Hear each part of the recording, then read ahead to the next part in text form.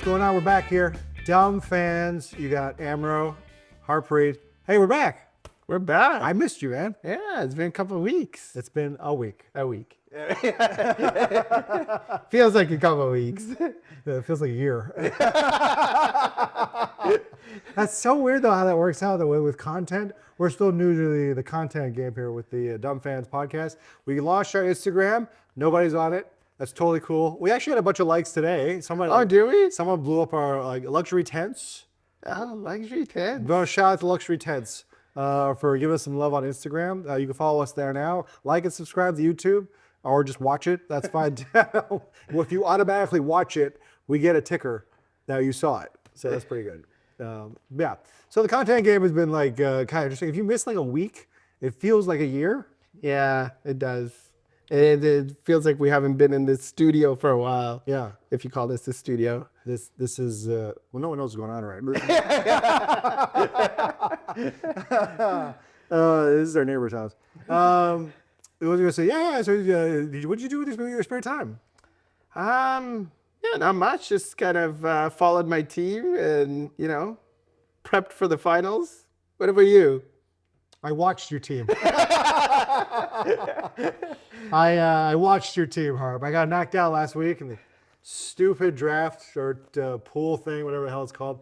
Fantasy pool. Yahoo Fantasy Sports, whatever. I'm out. It was elimination. I lost. Everybody's shocked. I'm telling you, everybody's shocked right now. Hey, I did like a man. Okay, I lost like a man. Freaking Team Amro is done. Yeah, it was done. It was done months ago. Whatever. I'm gonna throw my chips in. You think there was a Team Amro? You think you had followers? People rooting for you? I think 5 people were. Yeah. 5 were. My mom was for sure. For sure. And then that was it, basically. And then I got knocked out. Whatever. Cried. I could cry. I'm man enough to say I'm gonna cry. Okay. And then I'll get my team ready for next year. That's where I'm at now. I'm in the future. Okay. You're in the present. You're the Leafs and the Canucks. I'm not anything. I'm Amro. Okay. I'm Amro. That's what I am. Anyway, took it like a man. You're in the finals. Finals. So, we've noticed, as it should be. Ali Khan deserves to be in the finals, and I deserve to be in the finals. First and second in the regular season. I think everything played out how it should have played out. Please, Christina's laughing. Yeah, you don't sound very humble, Harp. There's no gratitude here. I deserved it. I deserved it. So does Ali Khan. Yeah. Ali Khan deserves it too. Well, 19-1, I would hope so. By the way, we've heard a few things that you can't see the screen. Just deal with it. Okay? We don't care. Okay, which is a low-budget podcast. You should. So when we're pointing at stuff, it just looks like a black screen. I'll zoom in. Okay, the fact that I can even do this is a freaking miracle. Okay, I didn't know this was a thing. Anyway, so yeah, I like how 19-1 should be. He should be. He deserves to be in the 15-5 though. 15-5 is the snuff at. I think 15-5. This is unheard of. 19-1 is unheard of. Yeah. Who was the one lost to? Definitely wasn't me. No, it was I think Zane. Zane got him on like an off week or something. Otherwise, he would have gone undefeated. Yeah. You should get money going undefeated, I feel. Oh, he got a lot of money. Yeah. He got a lot of money throughout the season. That's crazy. This is not even a great team. It's amazing how he was able to do this. Look at these guys. It's a good team. It's a good team that produces. Mikko Rantanen was like the guy for him. Rantanen, Stützle, Brady Tkachuk, Jarvis. Yeah, there's a lot of guys here. Darlene. I drafted Sherwood. How many guys did you donate to him? Let's see. I didn't donate anybody to him. Sherwood. Bouchard, underrated defenseman, Bouchard. Offensively, underrated. Yeah. It's crazy how much hate the guy gets. But when the chips are down, you want him on your pool. He's your for guy. Points, he's great. Yeah. Defensively, he sucks. He's on pace for a point a game this year. Yeah, well, no, I'm saying for points, he's great. Yeah. Well, I didn't hear that. He's great. For points, especially fantasy points, he's awesome. Yeah, I mean, it's crazy. Brandon Hagel, I was never a Hagel. He was not on my radar, but he is now. It's crazy. He's playing with Kucherov. Yeah, Kucherov. Kucherov's not, he's an alien. Kucherov, can we talk about Kucherov for a sec? How great of a hockey player is he, man? It's crazy to think this guy wasn't even a first-round pick. points per game, he's doing the best this year. Better than McDavid. Yeah, unreal. And he doesn't get. He's quietly does what he does. Yeah. Like you hear about McDavid, you hear about McKinnon, but you don't hear about Kucherov that much. Well, yeah. I mean, they're talking. And you know who it is though? He's one of those guys where when he is leaving the league, everyone's like, "Oh, of course." Yeah, he's leaving the league. yeah. He's one of those guys. Yeah, yeah. McDavid is the same situation. McDavid's leaving the league. Well, of course. McKinnon's leaving the league. Of course. But they have so much more spotlight on them. Yeah. Than Kucherov does. Well, you played Edmonton. It's a Canadian market. Yeah. You're going to get the spotlight. And hey, that's the game. You got 7 teams in Canada, and it's like a hotbed for everybody. Okay, if you're going to play in the Canadian market, that's just the way it is. I feel like. So that just tells you, like, imagine Russia in the Olympics, led honestly- by Kucherov. Oh yeah. We were talking about this. Like, Is he the best Russian ever to play? ooh, that's a tough question, man. That's a tough question. I feel like. I love Datsuk. I love Datsuk. You know, it's hard. Complete game, I have to give it to Datsuk. But you know what?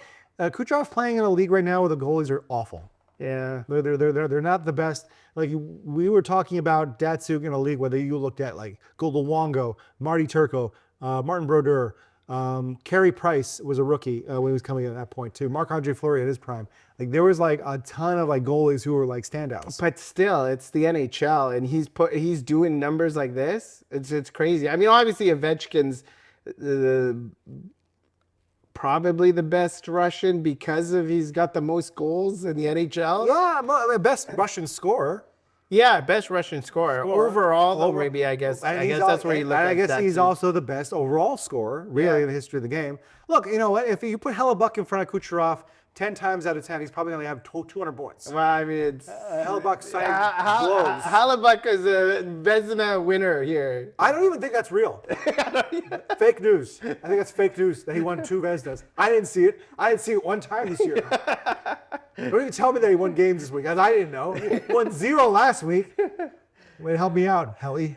Yeah, Dahlin has had, I think that was a big thing for him. Dahlin had a huge year with Buffalo. His defense is very good. I mean, Bouchard, Dahlin, he's got 0 goalies. So he's that's crazy. Stacked up on forwards. You know what though? He did have a goalie. You have it now. He does. and look what he did this week. So let's look at your team, Harp. Let's look at the team you constructed here through bribes. Through bribes? Bribes and... This is mostly drafted players. Maybe like 2 or 3. Who are the drafted guys here? Let's show me. Velarde's drafted, Bedard, Celebrini, Robertson. I fleeced a guy early in the league, early in the season. Everyone else is drafted. Crazy how you were going to drop Slavkovsky. Yeah, I was gonna drop him. He's been unreal for me. Yeah. What about this guy? Was he drafted? He was drafted. Who told you to draft him? Why didn't you draft him? Who told you to draft him? We go through Who this told you to draft him? We go through Who this told every you to week. draft him? Why didn't you draft him?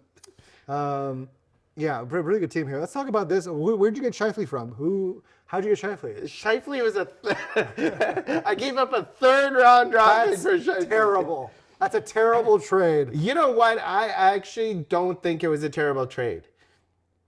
He could have been, obviously he could have went higher. Did you pick up Ryan Leonard, you piece of crap? I picked up Ryan Leonard. After I dropped him? No, I picked him up just recently because... After I dropped him? No, because Makar got injured. I picked him up. I drafted him. I picked him up. I didn't draft him. You did pick him up, but when he was dropped, he was in the free agent market. I picked him up. Okay, so I helped you again. No, you didn't. If you helped me, you wouldn't be fighting for 7th spot right now. I'm fighting. Darren Radish is an interesting pickup, eh? He was by accident. So we talked about this when one of my defensemen went down or something. Yeah. And I was like, are we doing this now? What is this? Are we throwing the ball around? It's the 2nd time you threw me the ball.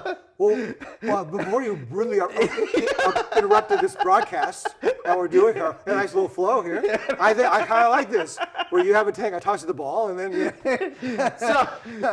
So we talked about this when Carlson was available, Radish was available. Yeah.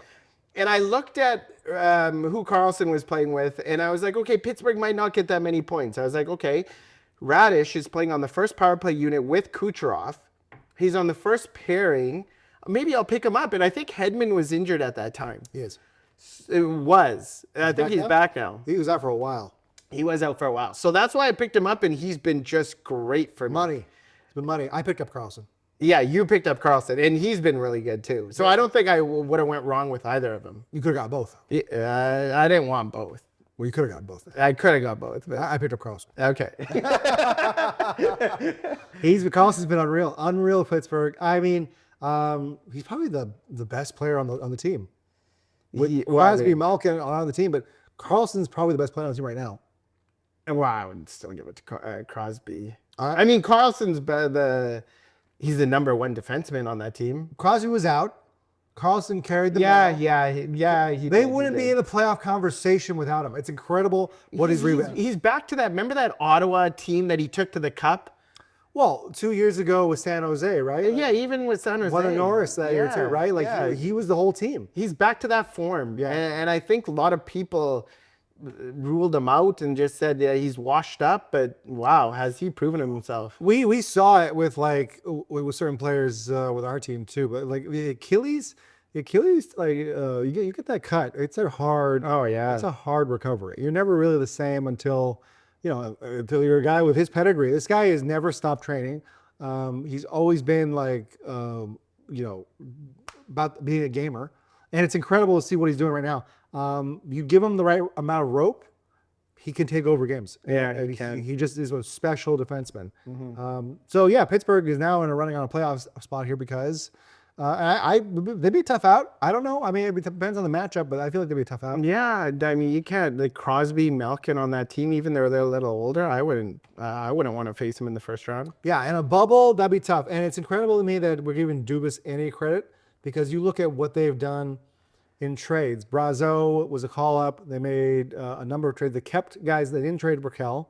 Yeah. And this team now has got some youth.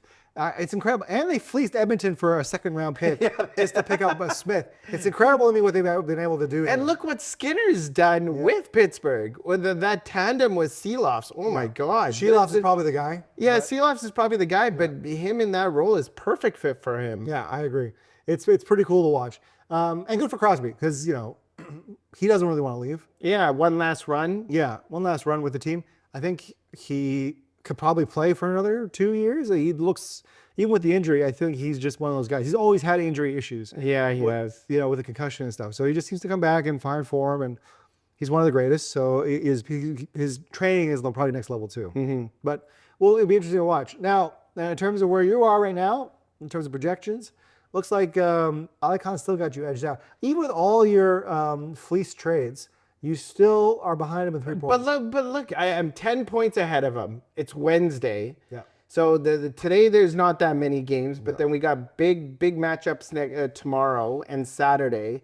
And I'm still projected to lose by 3 points. I don't get these Yahoo projections anymore. Because they don't make sense. Look at the original projections, 133 to 120. That was at the start of the week. Yeah. I mean, it's crazy to think of a team that we have Eichel, Bedard, Celebrini, Makar.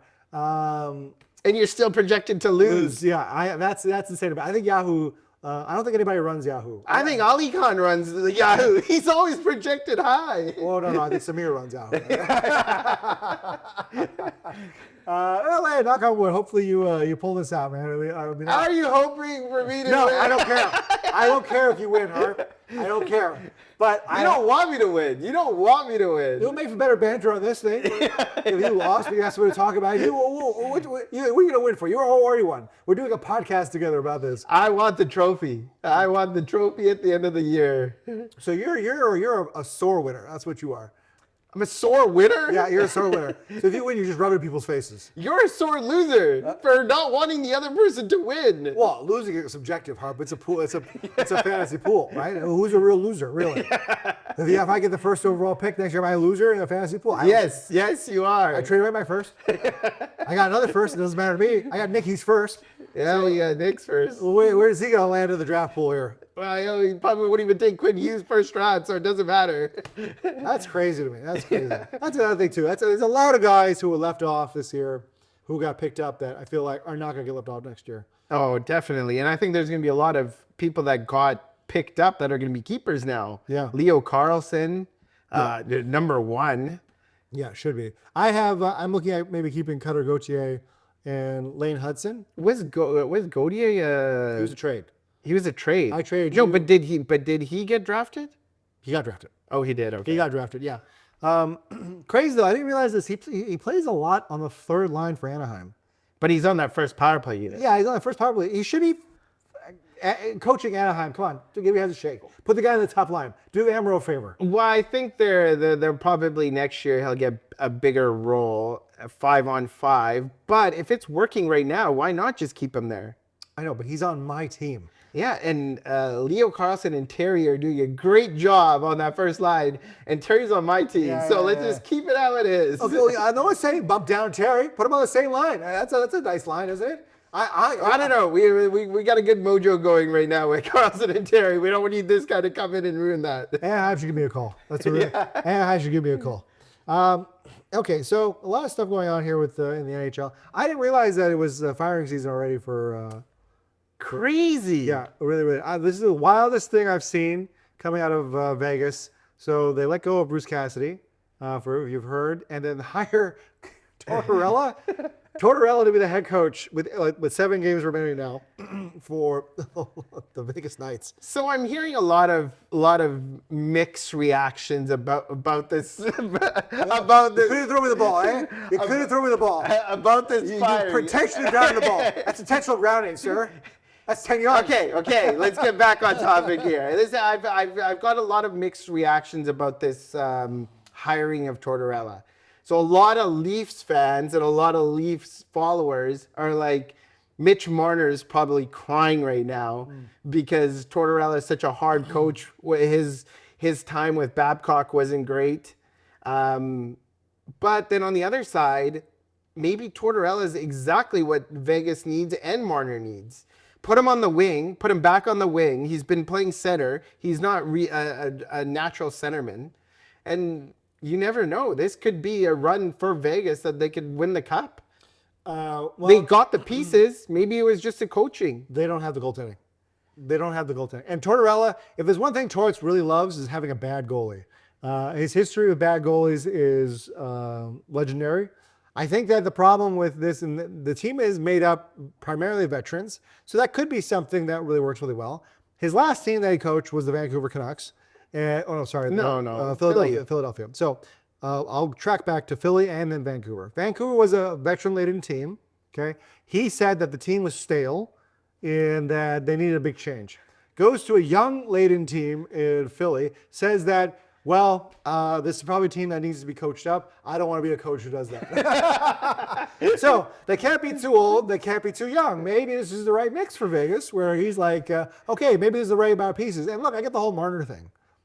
But Eichel, Dorofeev, Stone, you got Anderson now on the team. You got Theodore on the there. team. There's enough talent to insulate a guy like Marner. It shouldn't just be the whole mentality of what Marner wants.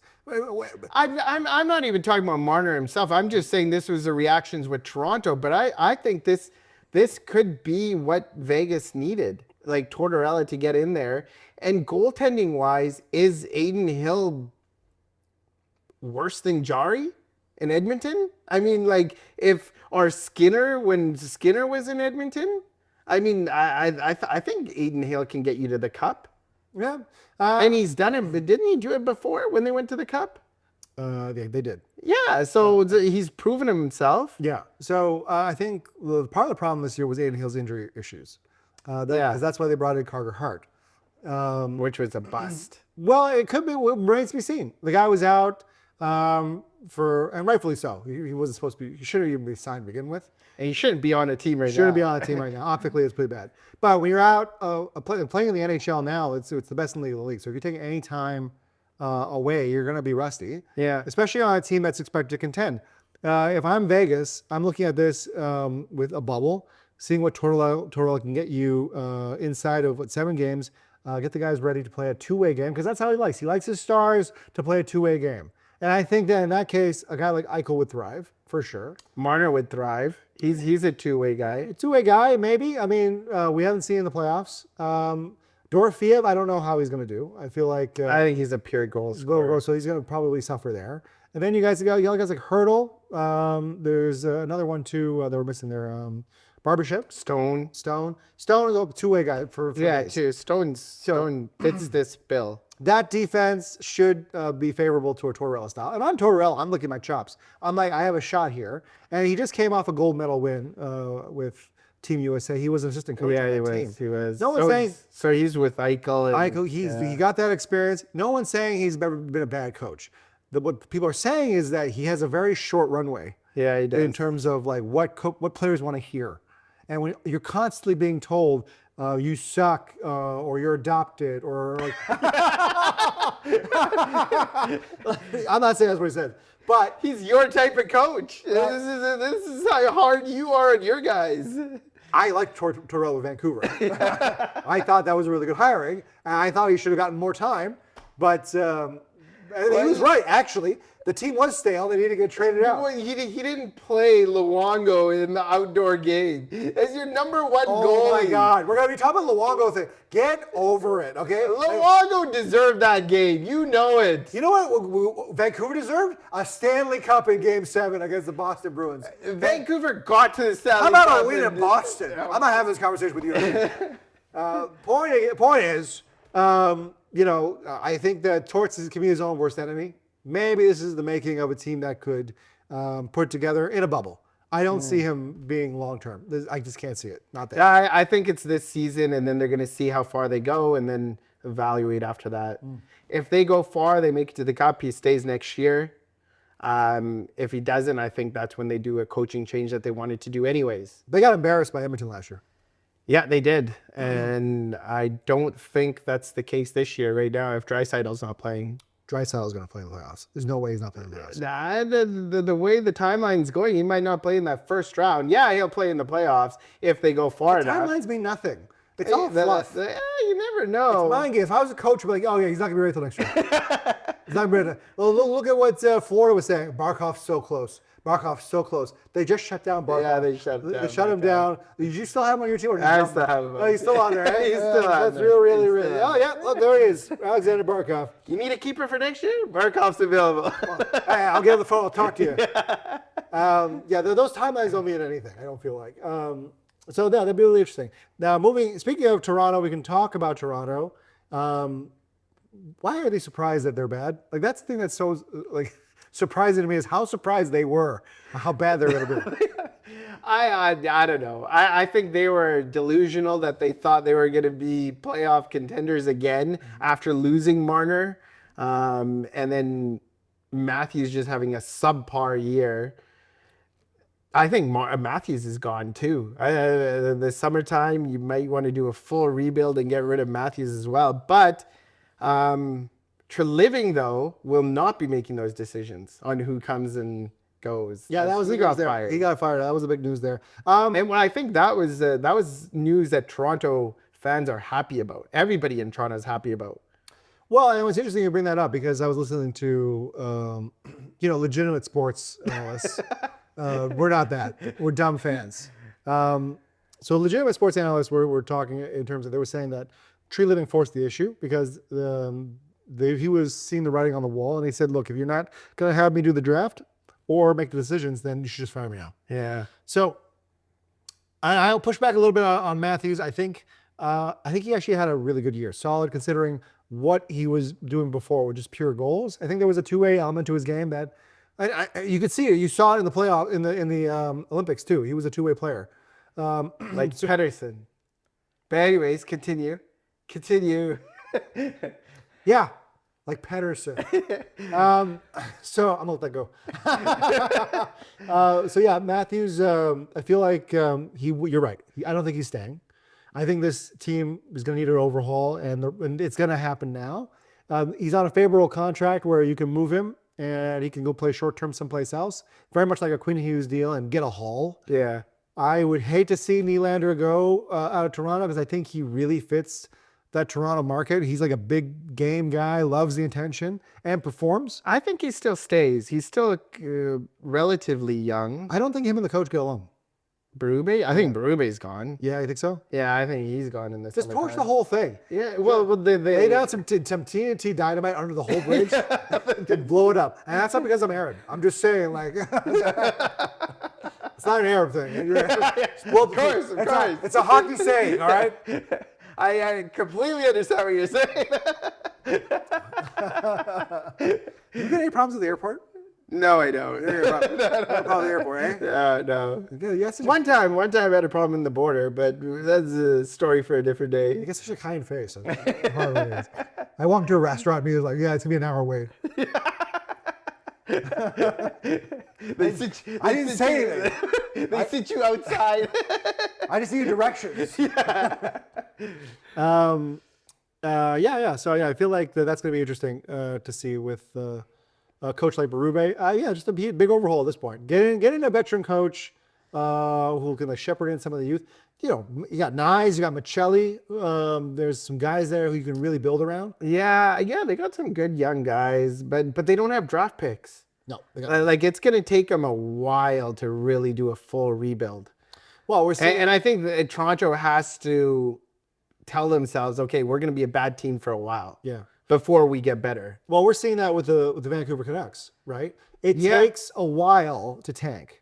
Like it's a kind of its own art form. You can't just trade off a huge asset and then automatically you fix the problems in the team. You got to bring in enough guys who you can throw at the wall, and hopefully you get 4 or 5 that stick, and you get yourself a new core. Yeah. So we'll see. Speaking of, Vancouver's playing the Colorado Avalanche tonight. They just need a point. And then they guarantee last place. Last place, yeah. There we go. The tank is on, and Canucks are going to be last place. Yeah, all you do is just trade their best two-way forward in Pettersson, according to this guy. Okay, so we're going to leave it there. Dumb fans. Congrats to Harp being in the finals with Ali Khan there. Congrats to Ali Khan as well. Congrats. Sure, yeah, why not? 19-1, he's fine. Again, we're on Instagram, okay? We're doing everything we can to get your attention. Just please watch us. Comment something. Oh, we had a question. Oh. Yeah. Well, we had a question from, we didn't make this question up at all.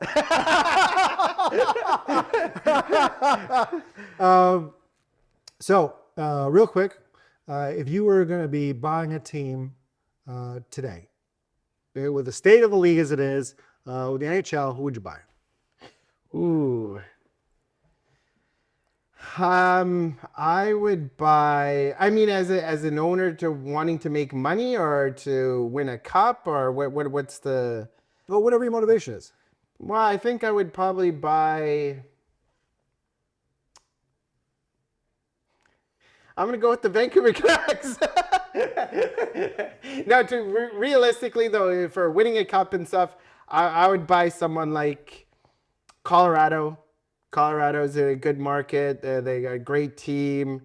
Or even someone like a Canadian team, Montreal. Montreal, okay. I would buy the Team USA and win a gold medal. Dumb fans. Let's try Amro, Harp. Comment. Ask us some questions. All right.